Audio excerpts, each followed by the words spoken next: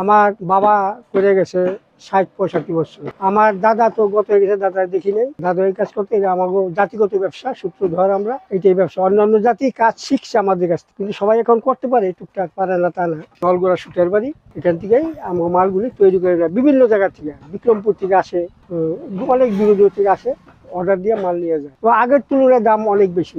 এর একটা কোষা বিক্রি হয় ১০,০০০, ১২,০০০। আগে বিক্রি করতাম ৬,০০০, ৫,০০০। আমি যখন প্রথম কাজ শুরু করছি তখন এর একটা কোষা বিক্রি হতো ৩০০ টাকা, ৩০০ থেকে ৩৫০। এখন তো আস্তে আস্তে আস্তে আস্তে বাড়তে শুধু নৌকাই না, আমরা লাঙ্গলও তৈরি করতে পারি। হাল চাষ করতে যে আগে লাঙ্গল, ওই লাঙ্গলগুলি আমরা খুব নামি দামি লাঙ্গল ছিল। আমরা এই ব্যবসা করি হইলো, ধরেন পার্টিতে টাকা দিলেও ৫,০০০, ২,০০০, ৩,০০০ এই টাকা দিয়ে তার না খিচে আমরা মাল কিনি, মাল তৈরি করে দিই। লাস্টে যাই দেখা গেছে ২,০০০ পাইলাম, ১,০০০ পাইলাম, ওইটা আমরা জীবিকা নির্বাহ করি।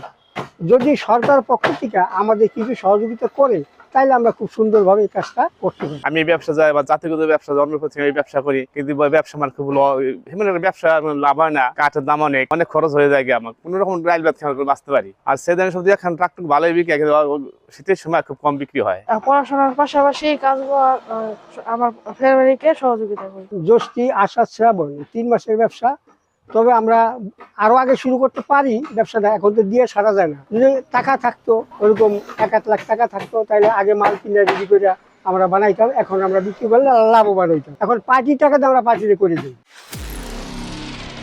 নিরপেক্ষ, সত্য প্রকাশে আপোষহীন।